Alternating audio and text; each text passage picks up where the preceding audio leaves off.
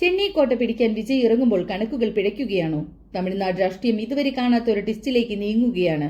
ഭൂരിപക്ഷം തെളിയിക്കാൻ ഇറങ്ങുന്ന TVK ക്യാമ്പിൽ ഇപ്പോൾ ആശങ്കയുടെ നിഴലിലാണ്.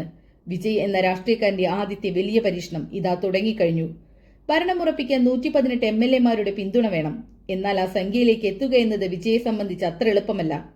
സ്വന്തം സഖ്യകക്ഷികൾക്കിടയിൽ തന്നെ സ്വരച്ചർച്ചകൾ ഇല്ലാതായതോടെ കാര്യങ്ങൾ കൈവിട്ടു പോകുന്ന അവസ്ഥയാണ്. സഭയിലെ നിലവിലെ അവസ്ഥ നോക്കിയാൽ ഭൂരിപക്ഷം തെളിയിക്കൽ ഓരോ നിമിഷവും കടുപ്പമാകുകയാണ്.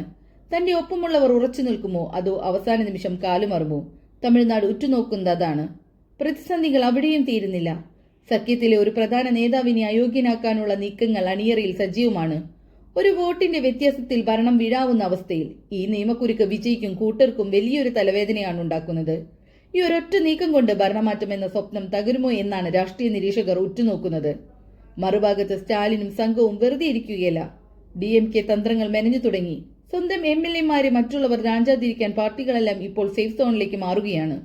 റിസോർട്ട് രാഷ്ട്രീയം തമിഴ്നാട്ടിൽ വീണ്ടും സജീവമാകുമ്പോൾ ഓരോ MLA-മാരുടെയും തീരുമാനം സംസ്ഥാനത്തിന്റെ വിധി മാറ്റിയെഴുതും.